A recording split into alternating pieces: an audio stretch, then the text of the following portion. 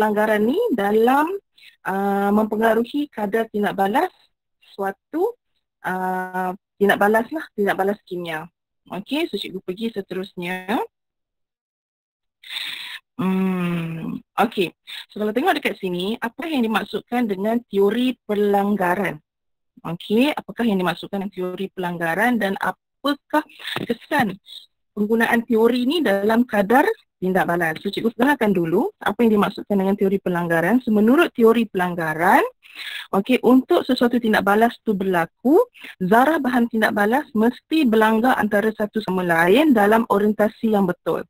Okey, so untuk sesuatu tindak balas tu berlaku dengan lengkap, dengan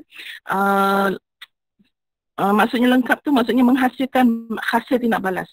Bahan tindak balas menghasilkan hasil tindak balas, mesti pelanggaran di antara zarah-zarah tu mengikut orientasi yang betul. Sebagai contoh, kalau tengok dalam gambar cikgu tunjuk ni adalah pelanggaran kereta kan. Kalau tengok dia menghasilkan impak yang tinggi lah, so dia remuk. Maksudnya pelanggaran dia tu, kalau eloknya kereta tu berdepan, dengan berdepan, so berlanggar dengan laju yang tinggi, so dia memberi impak yang tinggi lah. So itu dikatakan dengan orientasi yang betul. Okey, seterusnya mencapai jumlah tenaga yang menyamai tenaga pengaktifan. Okey, tenaga pengaktifan. So apa itu tenaga pengaktifan? Okey, so cikgu highlightkan dulu. Okey, supaya semua tahu. Okey, so mesti pada orientasi yang betul dan menyamai tenaga pengaktifan. Maksudnya mencapai jumlah tenaga. So pelanggaran yang berlaku tu, okey, pelanggaran tu mesti mempunyai tenaga kinetik lah. Jumlah tenaga kat sini merujuk pada tenaga kinetik yang tinggi ataupun menyamai jumlah tenaga pengaktifan. Sebagai contoh, A tindak balas dengan B. Okey, menghasilkan C dan D. So maksudnya tindak balas di antara bahan tindak balas A dan B ni, dia mesti mempunyai tenaga kinetik yang tinggi untuk menghasilkan C dan D. Sebab untuk perhatian semua, dalam sesuatu tindak balas ni dia dah ada satu aras tenaga yang perlu bahan tindak balas itu atas daya tenaga tersebut. Sebagai contoh macam kita lompat tinggi kan, kita ada rintangan tu, palang tu. So mesti kita kena lompat melebihi paras palang tu. Okey, samalah juga dengan tenaga ni. Mesti melebihi tenaga pengaktifan yang ada dalam tindak balas tu. Okey, so barulah sesuatu tindak balas tu menghasilkan hasil tindak balas C dan D. So kena ingat dua benda lah. Satu orientasi yang betul, satu lagi mempunyai jumlah tenaga yang cukup lah ataupun menyamai tenaga pengaktifan. Okey, seterusnya cikgu nak pergi kepada faktor-faktor yang mempengaruhi kadar tindak balas. Okey, ada berapa? Ada 5 faktor kan. Cikgu pergi faktor yang pertama, iaitu saiz. Okey, selalunya saiz ni ada besar ada kecil lah. Okey, ada besar dan ada kecil. So kita tengok dekat sini, bagaimana faktor yang besar ke yang kecil mempengaruhi kadar tindak balas. Sebagai contoh daging, cikgu tunjuk kat sini kan. So daging ni dia ada saiz besar, okey, ada ketulan besar, ada yang kita dah potong macam ni jadi kecil. Sama juga dengan saiz yang berada dalam bahan kimia. Okey, sesuatu bahan kimia tu sama ada kita selalu gunakan yang besar tu, kita sebut dia sebagai apa? Ketulan. Ketulan. Kalau yang kecil tu kita sebut dia sebagai apa? Serbuk. Sebagai contoh kita ada kat bawah ni. Okey, kalau boleh tengok, kita ada kat sini alat radas. Ini adalah alat radas yang digunakan untuk mengukur kadar tindak balas. Okey, so alat yang ada kat sini kita guna alatan dan bahan. So kita ambil bahan kat sini, kita ada asid hidroklorik dan serbuk mama. Serbuk mama ni dikenali sebagai kalsium karbonat. So cuba tengok dekat sini, ini faktor saiz kan. Bila faktor saiz, mata kita akan tertumpu kepada keadaan saiz bagi marmar ni, sama ada dalam keadaan serbuk ataupun ketulan. So kat sini cikgu lebih tertarik pada keadaan serbuk lah. Okey, sebab serbuk ni dia apa? Mempunyai saiz yang kecil. Okey, berbanding dengan ketulan mempunyai saiz yang besar. So cikgu nak tanyalah pendapat semua. Okey, mana yang akan menghasilkan kadar tindak balas tinggi? Okey, dalam bentuk ketulan ataupun dalam bentuk serbuk? Siapa boleh bagi tahu kat cikgu kat sini? Boleh bersuara ya? Serbuk. Serbuk. Okey, dalam keadaan serbuk kan. Okey, so kenapa dalam keadaan serbuk? Kat sini cikgu suka nak highlightkan. Okey, pertama sekali adalah merujuk kepada, kalau tengok dekat sini, kita ada persamaan kimia. Bila jumpa je kadar tindak balas ni, dia kena tahu persamaan kimia yang berlaku. Ini bawah ni adalah persamaan ion. Cikgu dah tulis dah siap. Okey. So bila kalsium karbonat CaCO3 bertindak balas dengan hidroklorik asid, okey, dia akan menghasilkan kalsium klorida, air dan karbon dioksida. Okey. So ini adalah tindak balas asid dengan logam karbonat. So daripada tindak balas ni yang bertindak balas, okey, adalah, kalau kita tengok dalam persamaan ion ni, hanyalah ion hidrogen dan kalsium karbonat sahaja. Okey, manakala klorin kat sini, kalau tengok sekarang, dia tiada perubahan. Kat sini dia ion, kat sini pun dia tetap wujud dalam keadaan ion. So kita hanya ambil daripada persamaan ion ni kalsium karbonat dan ion hidrogen, kerana dia sahaja yang bertindak balas. So bila dah tahu zarah apa yang bertindak balas, so baru kita boleh buat ayat. Okey, ini adalah poin yang perlu ditahu untuk jawab soalan esei lah. So kalau kat sini cikgu highlightkan, pertama, apabila saiz kalsium karbonat tu adalah kecil tu maksudnya apa? Dia dalam keadaan serbuk. So jumlah luas permukaan, mesti sebut jumlah luas permukaan. Ada pelajar yang cakap luas permukaan saja. Okey, tak boleh, kena sebut tiga-tiga ni, jumlah luas permukaan yang terdedah kepada pelanggaran meningkat. Yang terdedah kepada pelanggaran. So poin ketiga adalah frekuensi. Frekuensi pelanggaran antara, dulu kita boleh sebut antara zarah sekarang, kena namakan zarah tu apa. Okey, so frekuensi pelanggaran antara zarah kalsium karbonat dan ion hidrogen meningkat. Okey, tapi yang dekat sini kalau tak tulis zarah pun tak apa, just mention je kalsium karbonat dan ion hidrogen meningkat. Jadi frekuensi pelanggaran berkesan meningkat, jadi kadar tindak balas pun meningkat. So, kita ada berapa poin di sini? Ada 5 poin. Cikgu tunjuk sekali lagi. So ini poin pertama. Okey, jumlah luas permukaan, poin kedua. Frekuensi pelanggaran antara siapa kena sebut, poin ketiga. Frekuensi pelanggaran berkesan 4, dan akhir sekali kadar tindak balas meningkat. Okey, gunakan perkataan meningkat. Okey, ataupun kalau dia suruh berbuat perbandingan kan antara serbuk dan ketulan, boleh guna perkataan lebih tinggi untuk merujuk kepada perbandingan. Okey, maksudnya kat sini apa? Contohnya cikgu bagi frekuensi pelanggaran antara kalsium karbonat dan ion hidrogen pada eksperimen 1 yang guna serbuk tadi lebih tinggi berbanding eksperimen 2 yang guna ketulan tadi. So mesti sebut lebih tinggi. Okey, tapi kalau dia tak minta perbandingan, just minta you huraikan saja faktor berkenaan dengan saiz ni terhadap kadar tindak balas, ini antara poin dia lah, 5 poin. So ada soalan kat sini? Ada nak tanya apa-apa?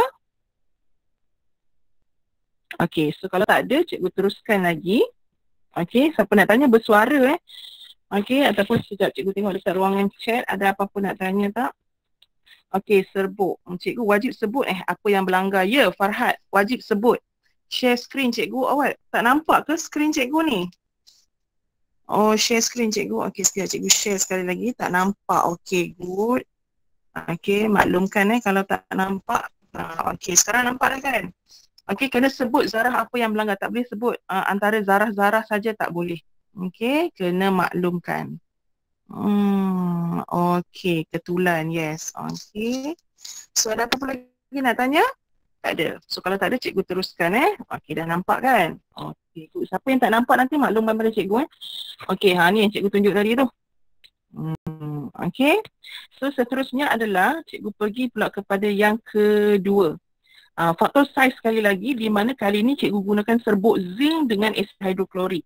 So bila serbuk zinc dengan asid hidroklorik, persamaan kimia dia bagaimana? So ini persamaan kimia dia. Okey, persamaan kimia antara asid dengan logam menghasilkan garam dan gas hidrogen. So kalau tengok daripada persamaan kimia ni, siapakah bahan yang bertindak balas sebenarnya?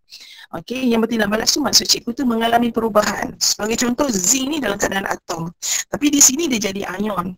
Okey, manakala hidrogen kat sini ion, kat sini jadi molekul, ada perubahan. Tapi klorin di sini, ion klorida dengan ion klorida di sini tiada perubahan.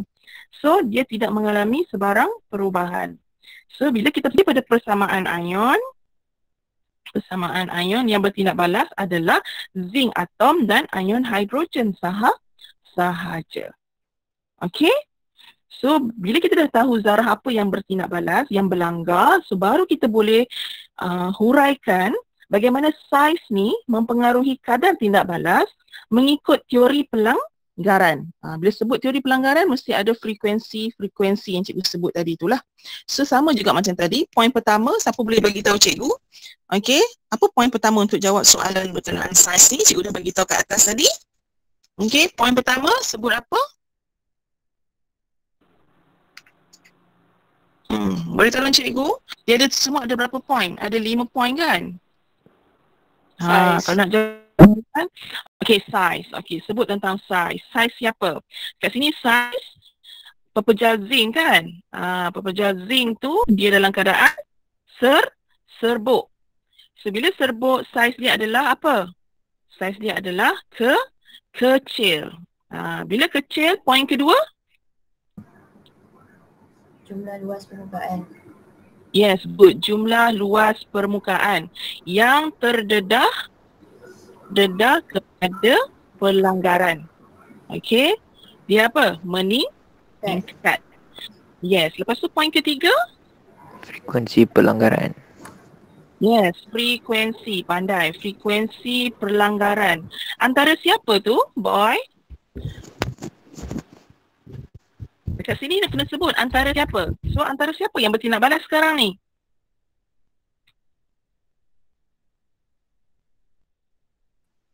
Okey, antara siapa? Zinc, hidrogen. Okey, kena sebut zinc atom.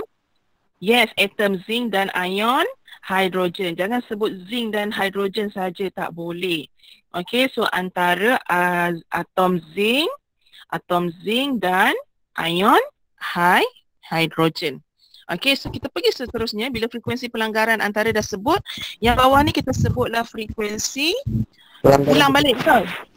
Pelanggaran berkesan. Meningkat. Ini pun sama meningkat. Semua meningkat. Okey, cuma yang poin keempat ni tak perlu bagi tahu dah lah antara zarah apa sebab dah bagi tahu kat atas kan. So yang bawah poin kelima ni ROR dia pun akan meningkat. Jelas kat sini? Untuk dapatkan 5 poin, 5 markah dalam soalan esei? Jelas. Jelas Okey, good, bagus. Okey, so cikgu nak pergi lagi kat bawah ni. Okey, faktor kepekatan. Okey, sebelum tu cikgu tengok dulu kat ruangan chat ada apa-apa nak tanya. Jumlah luas permukaan, ya. Jumlah luas permukaan yang terdedah tu besar. Okey, bertambah pun boleh. Okey, jumlah luas permukaan besar. Okey, yang lain jelas Okey, good, bagus. Okay, so kena belajar betul-betul supaya kita ni faham. Okey. So ini faktor kepekatan yang nombor 2. Kalau kita minum air kan bulan puasa ni kan air Milo. Mesti nak Milo kan sedap. Milo tahulah macam-macam you all kan. Sekarang macam-macam jenis air ada kan. So mesti nak yang pekat, yang sedap kan. So sama juga untuk kepekatan. Kalau kepekatan tu tinggi dia akan menghasilkan kadar tindak balas yang tinggi. Sekarang kita nak bercakap tentang teori pelanggaran. Bagaimanakah teori pelanggaran ni mempengaruhi kadar tindak balas berkenaan dengan faktor kepekatan. Okey, tengok kepekatan. Kepekatan ni selalunya dia akan bagi larutan natrium thiosulfat dan asid sulfurik untuk kepekatan.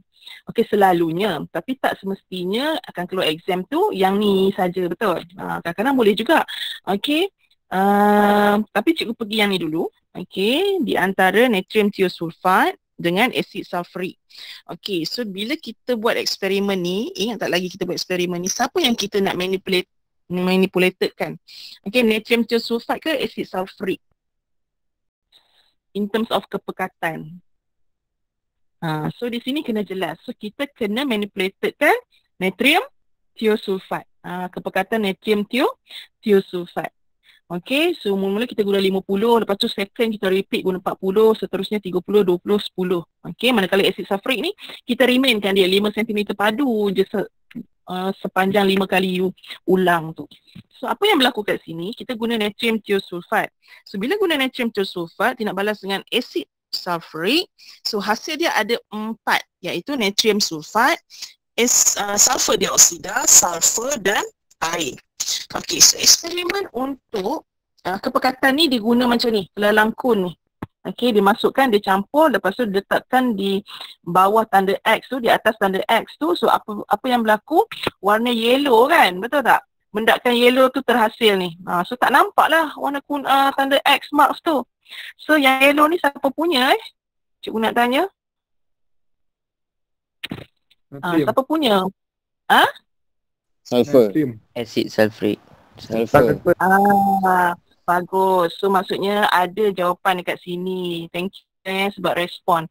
Okay, so sulfur ni sebenarnya dia merujuk kepada yellow ni, mendakan kuning ni dia merujuk kepada sulfur ni. Nampak tak cikgu tulis kat atas ni? Sulfur yang terhasil. That's why lah dia selalu guna natrium thiosulfat ni untuk nak menguji faktor kepekatan. So bila lagi pekat, maksudnya lagi cepat dia akan hilangkan tanda X tu. Okey, so kita tengok daripada atas. So daripada persamaan kimia yang cikgu tunjuk kat atas ni, ini persamaan kimia, sekali lagi cikgu tulis, ini persamaan kimia.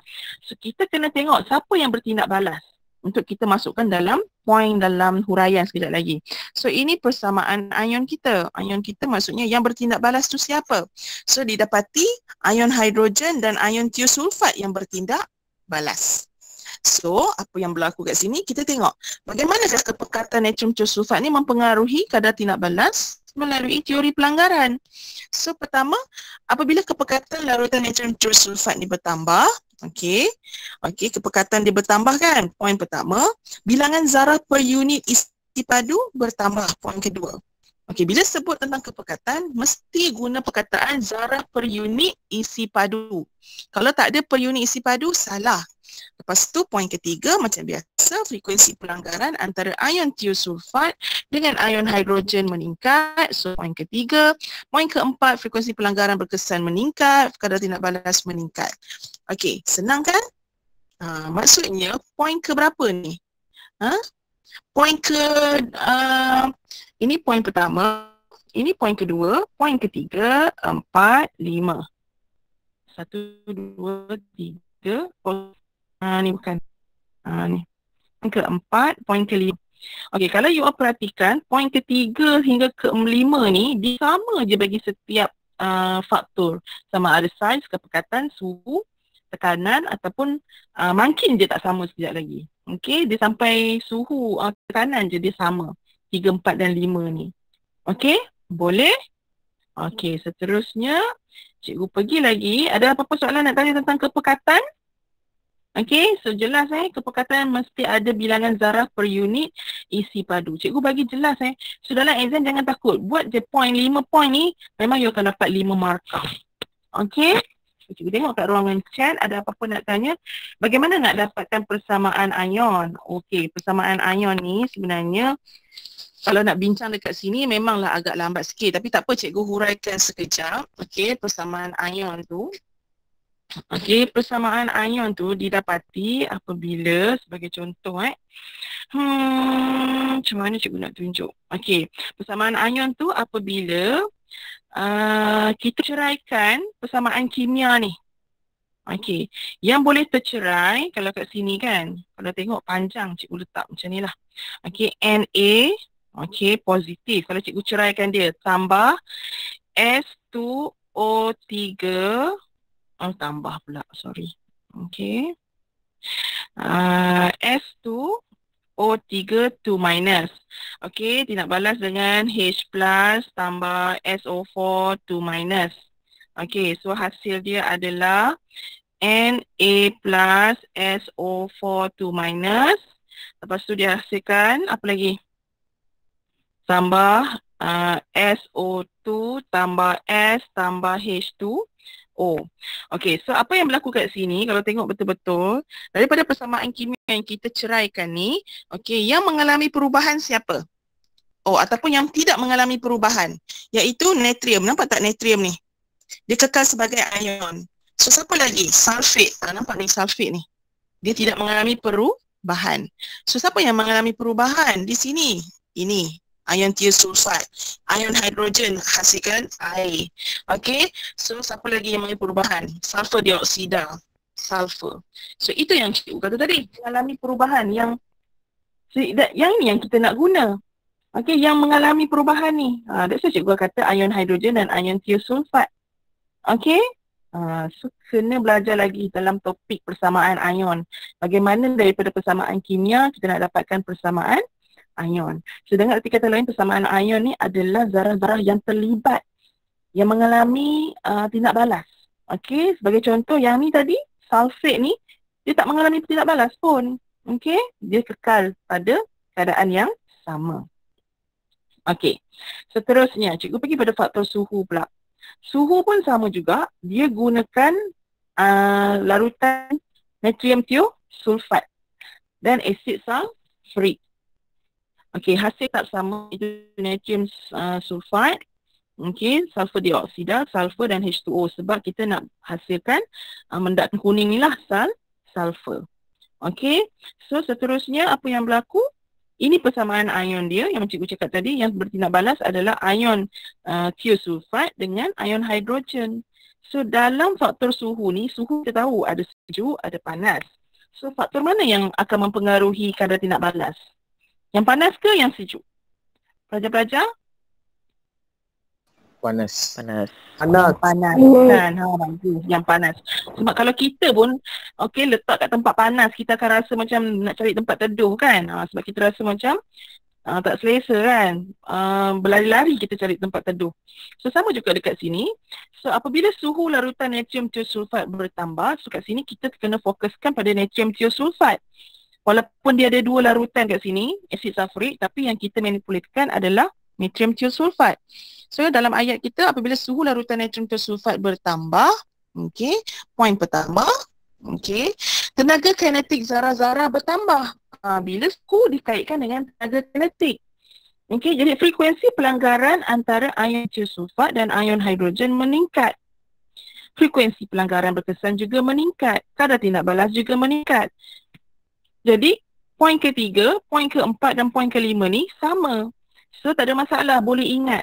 Kalau dalam bahasa Inggeris dia kan, bahasa Inggeris dia kita kata frequency of collision, FOC. FOC, frequency of collision. Yang bawah ni, frequency of effective collision, higher. Okay, so RR meningkat. Itu dalam bahasa Inggeris dia. Kalau bahasa Melayu dia, kita tukarlah. Okay, so frekuensi pelanggaran dia, FP, kepada frekuensi pelanggaran berkesan. FPB sama juga macam sekarang ni, perintah apa tu? Perintah pergerakan kawalan kan. PK, perintah kawalan pergerakan, PKP. So yang tu kita sebut hari-hari, kita ingat kan. So macam tu juga dengan kimia ni, kalau kita buat latihan hari-hari dengan kawan-kawan, sebutlah perkataan PFB ni. PFB tu apa? Frekuensi pelanggaran berkesan. Sebut hari-hari, kita pun boleh ingat. Okay, so cikgu harap cikgu dapat membantulah. So berapa faktor dah cikgu bagi? Faktor saiz, kepekatan, suhu, betul? Okay, seterusnya adalah kalau ikutkan tekanan. Tekanan pun ada juga, tapi tekanan suhu tu kena bagi tahu suhu apa yang meningkat. Suhu apa yang meningkat. Sebab kat sini ada dua kan, larutan. So kita tak tahu sama ada suhu yang mana yang nak mempengaruhi kadar tindak balas. Okay, so sekarang ni pelajar-pelajar semua dah pandai kan. So nak dapat A+ tu agak susah dah sekarang ni. So that's why lah, okay, bila kita nak tengok pada skema jawapan tu, kita nak tengok betul-betul pelajar ni tahu tak suhu yang dia maksudkan ni suhu siapa. Okay, dan sebagai contoh, frekuensi pelanggaran ni antara siapa. Dulu kan boleh tulis je antara zarah-zarah. Sekarang ni kena mention ion apa yang terlibat. Okay, itu lebih je jelas. Boleh?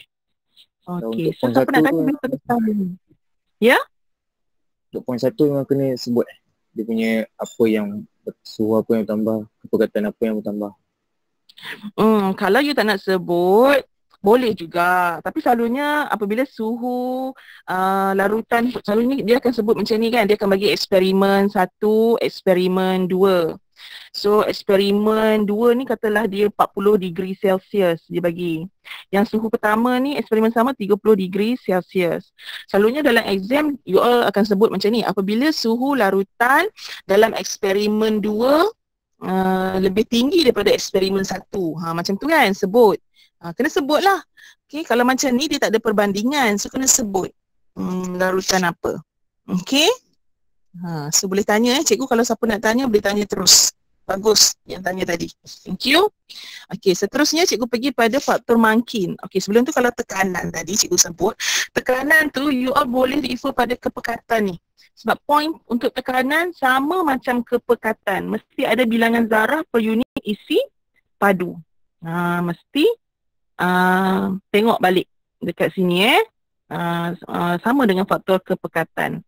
So cikgu pergi pula pada mangkin. Tapi selalunya kepekatan ni dia masuk kat soalan objektif. Structure ni memanglah banyak dia tanya tentang size, kepekatan, suhu dan mangkin. Okey, bila sebut mangkin ni pula, mangkin ni adalah, apa itu mangkin? Okey, ada yang boleh bagi tahu cikgu apa itu mangkin? Catalyst. Catalyst tu bahasa Inggeris dia. Okey, YouTube cikgu apa? Oh, Muhammad Danny Yusri. YouTube cikgu adalah MGCKL. Okey, MGCKL 2020. Cari dekat situ nanti cikgu akan post balik apa yang cikgu ajar ni dekat situ. Ataupun dekat page Facebook. Okey, boleh. Okey, so sekarang ni cikgu rasa ada lagi yang nak admit masuk tapi cikgu tak admit sebab mengganggu cikgu punya PDPC. So cikgu harap pelajar-pelajar semua kalau nak belajar kita masuklah awal kelas, betul tak? Okey, kalau tak mengganggu. Okey, tengok mangkin pula. Okey, mangkin ni dia mempercepatkan suatu kadar tindak balas. Tapi dia tidak mengubah hasil tindak balas itu. So dalam mangkin macam cikgu cakap tadilah di awal tadi. Okey, ini bahan tindak balas. Okey, ini bahan tindak balas. Untuk nak hasilkan hasil tindak balas perlu ada satu tenaga. Ni tenaga ni cikgu cakap tadi tu yang perlu diatasi oleh bahan tindak balas. So bagaimana nak atasi? So dia kena berlanggar lah. So tetapi bila adanya mangkin ni, apa peranan mangkin dalam suatu kadar tindak balas ni? Dia merendahkan, mangkin ni fungsi dia merendahkan tenaga pengaktif. Yes, pandai ni. Nampak the dotted line ni adalah merujuk kepada tenaga pengaktifan. Dia merendahkan tenaga pengaktifan. So, tak perlulah berlanggar ataupun menghasilkan tenaga yang tinggi sebab dia dah merendahkan dan menurunkan tenaga pengaktifan tu. Tapi kita panggil merendahkan lah. Ataupun dengan erti kata lain, dia telah memberi dan membuka laluan alternatif. Okey, shortcut lah untuk bahan tindak balas ni, hasilkan hasil tindak balas. Okey, so selalunya kalau kita belajar dulu masa form 4, ingat tak form 4? Okey, kita belajar dalam topik apa? Contact proses, proses sentuh. Proses sentuh ada mangkin tak cikgu nak tanya? Ada. Apa? Ferrum. Ferrum bukan? Proses sentuh. Vanadium Vanadium 5 oksida, vanadium 5 oxide kan, vanadium 5 oksida. Okey, itu untuk proses sentuh ni mangkin dia. Okey, so kalau yang ferrum tadi, proses apa? Haber proses. Pandai, proses Haber kan untuk ferrum untuk hasilkan amonia. So ini mangkin dia. So maksudnya tanpa kita sedari kita dah belajar topik mangkin ni. Dah belajar dah sikit dalam form 4 dulu. So bagaimanakah mangkin ni mempengaruhi kadar tindak balas menggunakan teori pelanggaran? Okey, sebagai contoh yang popular dalam SPM adalah ni, hidrogen peroksida. Okey, larutan hidrogen peroksida. So apabila larutan hidrogen peroksida mengalami tindak balas diuraikan, okey, dia menghasilkan air dan oksigen.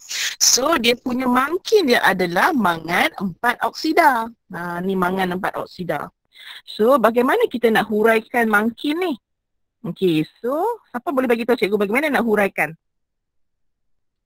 Kaitkan dengan teori pelanggaran. So bila kita nak nyatakan apa tu? Nyatakan mangkin tu hadir ke ataupun tak? Ya, itu poin pertama. Bagus. Siapa yang bersuara tu? Saya, Azwan. Dari mana? Azrul dari mana? Dari Johor. Johor, Alhamdulillah. Dari Johor, jauh tu kan. Okay, so mangkin ni apa tadi? Sebut apa saja cikgu. Okay, so dia mempengaruhi kadar tindak balas. So point pertama kena sebut apa? Kehadiran mangkin. Okay, kehadiran mangkin. Point kedua?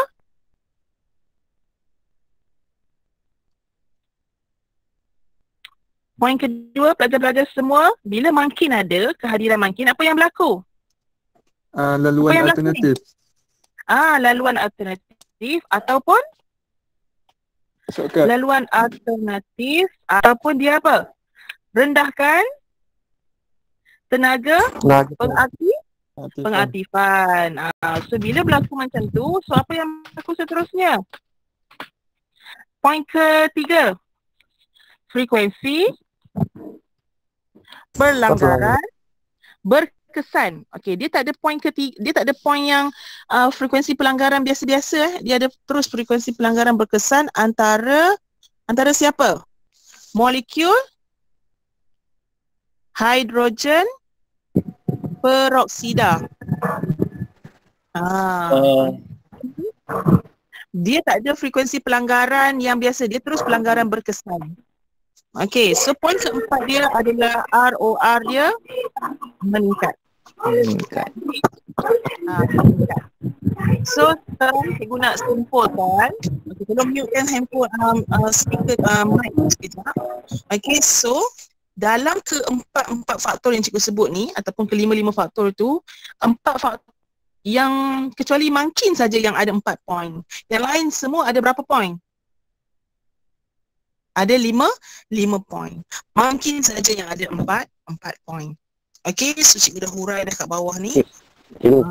Okey, ya. Cikgu, tolong bagi ayat yang full untuk point pertama.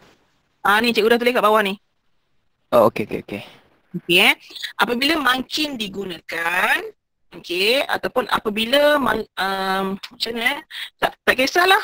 Mungkin digunakan ke ataupun kehadiran mungkin, yang penting pemeriksa nampak mangkin. Okey, cikgu-cikgu ni dia tengok skema kan. So tengok mangkin ada. So apa yang berlaku kalau mangkin ada? Tenaga pengaktifan tu lebih rendah. Okey. Okey, kalau nak lagi lengkap, tulislah menyediakan laluan alternatif dengan tenaga pengaktifan yang lebih rendah. Okey, so frekuensi pelanggaran berkesan, ni point seterusnya, point ketiga. Antara molekul-molekul hidrogen peroksida meningkat, kadar tindak balas meningkat. So ada 4 markah di sini. Okey. Boleh? Okey, sebab cikgu kena ingatkan kepada pelajar semua supaya berhati-hati. Okey, kadar tindak balas ni kena sebut meningkat ataupun dia boleh sebut lebih tinggi. Kadang-kadang ada pelajar yang dalam bahasa Inggeris pun sebut macam ni, the rate of reaction become faster. Tak boleh, faster tak boleh ataupun kadar tindak balas semakin laju. Itu memang tak boleh. Kalau you jawab memang salah. Okay, so yang belajar bahasa Inggeris, okay, ini antara jawapan dia lah. Okay, with the presence of mungkin ataupun catalyst, it provide alternative pathway ataupun dia provide lower activation energy.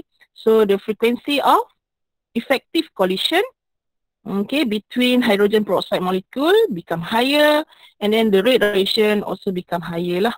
Okay, macam tu. Okay, so ada soalan nak tanya tak?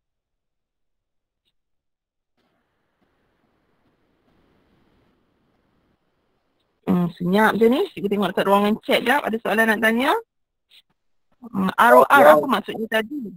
Okey, Muhammad Najmi, ROR tu bermaksud rate of reaction. Dalam bahasa Inggeris dia lah. Rate of reaction. Tapi dalam bahasa Melayu dia kita panggil apa ya? KTB, betul? Kadar tindak balas. KTB. Cikgu tulis kat sini. KTB stand for kadar tindak balas. Meningkat. Okey, boleh ya pelajar-pelajar semua. Okey, satu lagi cikgu nak bagi tahu, sekiranya ini cikgu bagi poin-poin untuk setiap faktor. Sekiranya macam cikgu cakap tadi kan, kalau soalan bagi contohnya eksperimen 1 guna 30 degree Celsius. Eksperimen 2 guna 40 degree Celsius. So siapa yang mempengaruhi kadar tindak balas yang tinggi? Of course lah ROR ni kan. Eksperimen kedua menang, betul tak? So bila nak buat huraian bagi setiap poin ni kena ada perbandingan. Faham tak maksud cikgu? Mesti ada perbandingan. Sebagai contoh, cikgu tunjuk dekat poin keempat ni kan. Frekuensi pelanggaran berkesan, okey, dalam eksperimen 2 lebih tinggi daripada eksperimen 1. Kena sebut. So, cikgu, adakah setiap poin tertulis perbandingan? Ya. Buat perbandingan setiap poin. Cikgu nak semua pandai buat macam tu. Okey, seterusnya, kita nak pergi pada sedikit aktiviti pengukuhan. Tengok kat sini. Okey, cikgu ambil soalan objektif. Okey. Antara pernyataan berikut, which of the following explain the meaning of effective collision? Antara pernyataan berikut, yang manakah menjelaskan maksud pelanggaran berkesan?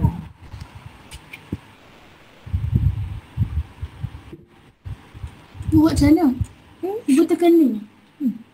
Start ke? Okey. Ibu. So, Start ni. bagaimana? Apa jawapan dia? A. Pelanggaran yang tenaganya kurang daripada tenaga pengaktifan. B. Pelanggaran yang berlaku mempunyai tenaga yang rendah. C. Pelanggaran yang berlaku sebelum sesuatu tindak balas. Ataupun D. Pelanggaran yang menghasilkan tindak balas. D. D. Delta. Betul? Okey, so jawapannya memang D lah, pelanggaran yang menghasilkan tindak balas. Itu maksudnya pelanggaran berkesan. Okey, seterusnya adalah yang bawah ni. Okey, kita nak habis dah last. Okey. So, pernyataan berikut adalah berkaitan dengan teori pelanggaran bagi suatu tindak balas. Okey, teori pelanggaran bagi suatu tindak balas. So, teori pelanggaran. Antara berikut yang manakah betul tentang kesan peningkatan suhu larutan ke atas zarah bahan tindak balas? Okey. Kaitkan dengan teori pelanggaran. So, teori pelanggaran mesti ada frekuensi. So, A nombor 1 ni salah. Tenaga kinetik zarah, betul. Frekuensi pelanggaran antara zarah bahan tindak balas bertambah, betul. Bilangan zarah bahan tindak balas satu isi padu, salah. Isi padu ni merujuk kepada faktor, 2 dan 3. 2 dan 3 C. Faktor kepekatan. So, itu sahaja untuk pembelajaran kita hari ini. Cikgu tak nak pergi lama-lama Nanti ambil masa yang lama. So, nanti tengok dekat YouTube. Siapa yang nak tengok tu jadi tak ambil masa yang lama. Okey, boleh. Ada soalan nak tanya tak sebelum cikgu akhiri ni?